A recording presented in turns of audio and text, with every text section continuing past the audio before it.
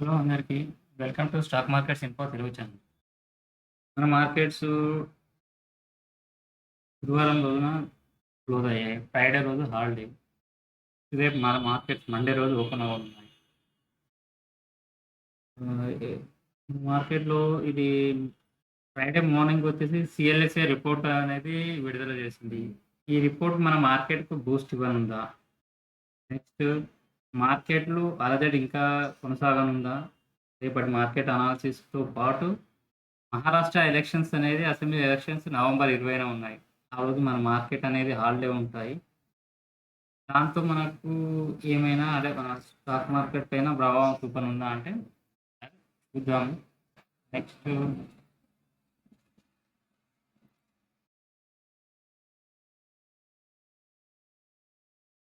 ఇదనేది మనం వీడియో అనేది education purpose అనేది చేయడం జరుగుతుంది. మీరు ఏదైనా పర్చేసింగ్ అంటే బై, సెల్ చేయాలి అనుకుంటే మీ ఫైనాన్షియల్ అడ్వైజర్ సంప్రదించి మాత్రమే పర్చేజ్ చేయండి. నెక్స్ట్ మనం వీడియోలోకి వెళ్ళే ముందు ఇది ఎలా ఉండబోతుంది మార్కెట్స్ మన క్లోజింగ్ బట్టేసి ప్లస్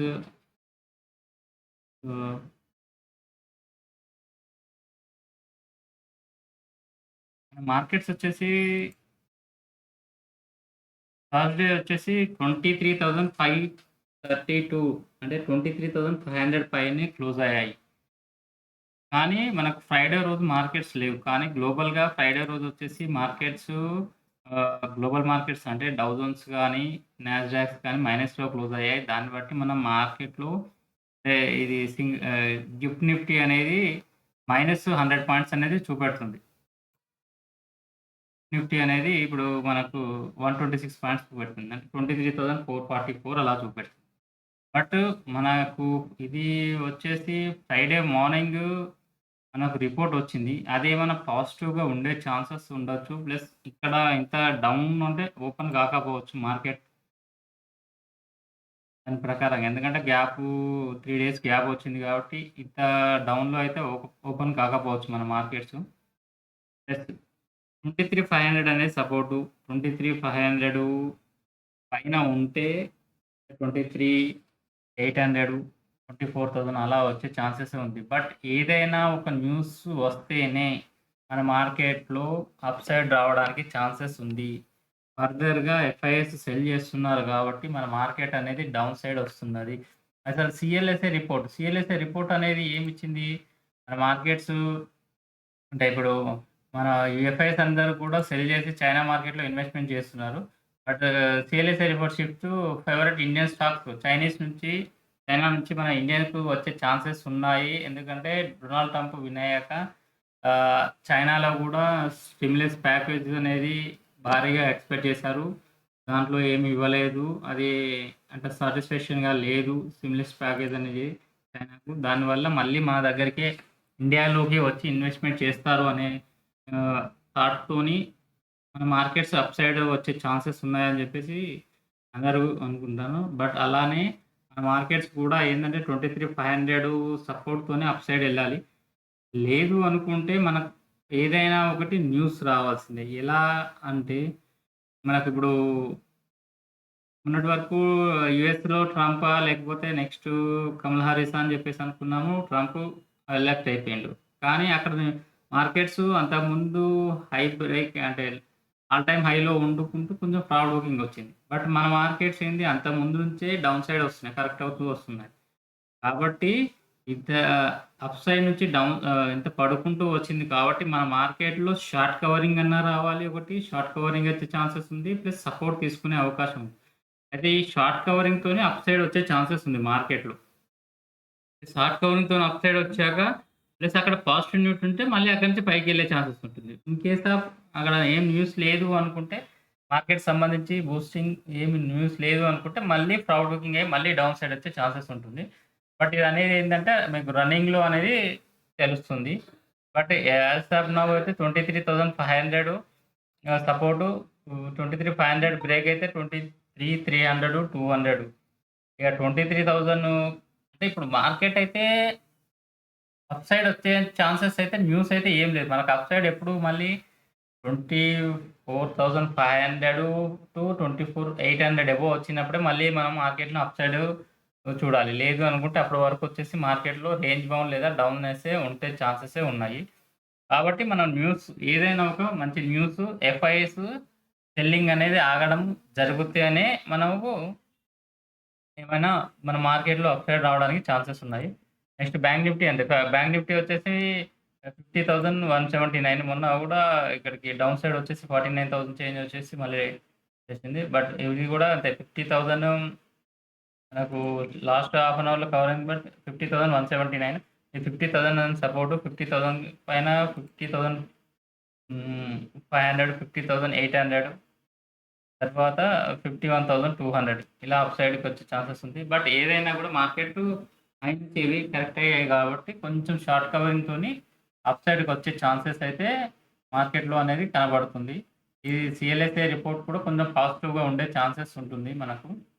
నెక్స్ట్ ఇది గ్లోబల్‌గానైతే ఇంతకుముందు చెప్పినట్టుగా ఇవి డౌన్‌లోనే క్లోజ్ అయ్యాయి. దాని ప్రకారంగా ఎస్‌జిఎక్స్ నిఫ్టీ అయితే 23,445 చూపెడుతుంది. 125 పాయింట్స్ మైనస్. బట్ అంతగా అయితే ఓపెన్ కాకపోవచ్చు. నెక్స్ట్ మీకు రిలయన్స్ అనేది అంటే 2660 సపోర్ట్‌గా మళ్ళీ అప్ సైడే ఉండే ఛాన్సెస్ ఉంది. బట్ ఇది హెచ్‌డిఎఫ్‌సి వచ్చేసి 1680 తోని అప్ సైడే ఉండే ఛాన్సెస్ ఉంది. ఇది బజాజ్ ఫైనాన్స్ వచ్చేసి 63,000 తోని అప్ సైడ్ వెళ్ళే ఛాన్సెస్ ఉంది. ఈ రిలయన్స్ అనేది న్యూస్ ఉంది. రిలయన్స్ అనేది డిస్నీ కంప్లీట్ టోటల్ ట్రాన్సాక్షన్ వచ్చేసి 8.5 బిలియన్ మెర్జర్ ఇది పెద్ద డీల్ అన్నట్టు. కాబట్టి రిలయన్స్ ఇంకా కొంచెం అప్ సైడ్‌కొచ్చే ఛాన్సెస్ ఉంది. యాస్ పర్ చార్ట్ ప్రకారంగా చూసినా మనకు రిలయన్స్ అనేది ఆహ్, పడితే 10-20 రూపీస్ పడొచ్చు. బట్ ఏందంటే అప్ సైడ్‌కొచ్చేసి ఛాన్సెస్ ఉంది మార్కెట్‌లో. ఆఫ్టర్ ఏమంటారు ఇది బోనస్ తర్వాత డౌన్ సైడే వచ్చింది. బట్ మార్కెట్ కొంచెం సపోర్ట్ చేస్తే అప్ సైడ్ వచ్చే ఛాన్సెస్ ఉంది. ఇది డీల్ కూడా డిస్నీతోని మంచి డీల్ కాబట్టి దానికి పాజిటివ్ న్యూస్ ఉండే అవకాశం ఉంది. నెక్స్ట్ ఆప్షన్స్ వచ్చేసి మనకు ఇక నెక్స్ట్ ఆప్షన్స్ అనేది వీక్లీ ఆప్షన్స్ అనేది ఇంకా వేరే బ్యాంక్ నిఫ్టీలో గానీ ఏం లేదు. ఓన్లీ నిఫ్టీలో మాత్రమే వీక్లీ ఆప్షన్స్ ఉంటాయి. వీక్లీ ఆప్షన్స్ ప్రకారం చూసుకుంటే మనకు నిఫ్టీ వచ్చేసి సపోర్ట్ లెవెల్ 23,500 అనేది సపోర్ట్ లెవెల్ ఉంది. అది బ్రేక్ అయితేనే మనకు 100, 200 పాయింట్స్‌తోని ఉంది. 23,000 అనేది మేజర్ ఉంది. ఇది నెక్స్ట్ అప్ సైడ్ వచ్చేసి 23,600 పైన హోల్డ్ అయితేనే మనకు 24,000కి వచ్చే ఛాన్సెస్ ఉంది. అంటే 600, 700 అప్ సైడ్ అయినా, డౌన్ సైడ్ అయినా 100, 200 పాయింట్స్‌తోనే స్లోగా రన్ అవ్వాల్సింది తప్ప in case of short covering వస్తే మాత్రమే షార్ప్‌గా అప్ సైడ్ వచ్చే ఛాన్సెస్ ఉంది. ఇది మనకు నిఫ్టీ పరంగా. ఇక బ్యాంక్ నిఫ్టీ వచ్చేసి మనకు 27థ్ నవంబర్ ఎక్స్‌పైరీ అంటే ఇక బ్యాంక్ నిఫ్టీలు కూడా అన్నీ మనకు మంత్లీ ఎక్స్‌పైరీలు ఉంటాయి. వీక్లీ ఉండయి. కాబట్టి మార్కెట్ కొంచెం బాగానే ఉండే ఛాన్సెస్. 50,000 అనేది స్ట్రాంగ్ సపోర్ట్ ఉంది నిఫ్టీ. దానిపైన 50,500 పైన హోల్డ్ అయితేనే 51,000కి వచ్చే ఛాన్సెస్ ఉంది. ఇది నాకున్న ఇది ఆప్షన్ చైన్ ప్రకారంగా. ఎందుకంటే ఇంక నెక్స్ట్ ఫిన్ నిఫ్టీలు ఆల్రెడీ అయిపోయిన తర్వాత 26 నవంబర్ ఫిన్ నిఫ్టీ ఎక్స్‌పైరీ. ఇక్కడ ఏవైనా కూడా మంత్లీ ఎక్స్‌పైరీయే ఉన్నాయి నెక్స్ట్ మనకు. కాబట్టి నాకు మార్కెట్ కొంచెం ఒక నిఫ్టీ తప్ప మిగతా అన్నీ కూడా ఆప్షన్స్ వెళ్ళిపోయాయి కాబట్టి కొంచెం మార్కెట్ స్టేబుల్ అయ్యి అంటే ఇదివరకు ఏందంటే ఆప్షన్స్ బట్టి ఒక డేని బట్టి చేంజ్ అయ్యే ఛాన్సెస్ ఉండేది. ఇప్పుడు కొంచెం చేంజ్‌గా ఉండే ఛాన్సెస్ అయితే కనబడుతుంది మార్కెట్‌లో. నెక్స్ట్ మనం ఆల్రెడీ అంటే కొన్ని స్టాక్స్ అయితే చెప్పేసాము. ఇంతకుముందే మీకు అశోక్ లేలాండ్ గాని, బంధన్ బ్యాంకు, బయోకాన్ ఇవన్నీ కూడా మంచి స్టాక్స్. మీకు ఏందంటే లోయర్ లెవెల్‌లో ఎప్పుడైతే అవైలబుల్‌లో ఉన్నాయో అప్పుడు మనం పర్చేజ్ చేసుకున్నాం అనుకోండి మనకు అప్ సైడ్ ఎళ్ళే ఛాన్సెస్ ఉంటుంది. బట్ ఇలా ఉన్నాక నెక్స్ట్ మనకు ఇది మనం ఎప్పుడు అంటే అబ్జర్వ్ చేసుకుంటూ ఉండాలి. మనకు కొన్ని అంటే కొన్ని స్టాక్స్‌లో బిల్డప్ అవుతూ ఉంటాయి. అంటే ఏందంటే మంచిగా పెరగడానికి ఉంటాయి. F and O stocks. ఇప్పుడు ఎఫ్ అండ్ ఓ స్టాక్స్ కొత్తయి కూడా మనకు మీరు చూడండి ఐషర్ మోటార్ వాళ్ళేందంటే లాంగ్ బిల్డప్ చేసుకుంటూ వచ్చారు. కాబట్టి మనకు ఐషర్ మోటార్ అని పెరిగింది. కాబట్టి మనం ఈ సైట్‌లో చూస్తా ఉంటే మనకు ఏది అప్ సైడ్‌కెళ్ళే ఛాన్సెస్ ఉంది కొంచెం అనేది తెలుస్తుంది. బట్ ఎగ్జాక్ట్‌గా ఉండదు. కాకపోతే ఏది బయింగ్ జరుగుతుంది, ఏది లాంగ్స్ ఉన్నవాళ్ళు చేస్తున్నారు, ఏది షార్ట్ బిల్డప్ అవుతుందని చెప్పేసి తెలుస్తుంది. బట్ ఎగ్జాక్ట్‌గా అయితే ఉండదు. బట్ దాన్ని మనం ఏందంటే దానికి మార్కెట్‌కు అనుకూలంగా చూసుకుంటూ మనము ట్రేడ్ చేయాల్సి ఉంటుంది. ఈ ఎఫ్ఐఎస్ కూడా సేమ్ అంతే. ఎఫ్ఐఎస్ అయితే ఇప్పటివరకు అదే మనం అనుకున్నట్టుగా వాళ్ళు ఎఫ్ఐఎస్ వచ్చేసి సెల్ చేస్తూనే ఉన్నారు. అది ఆహ్,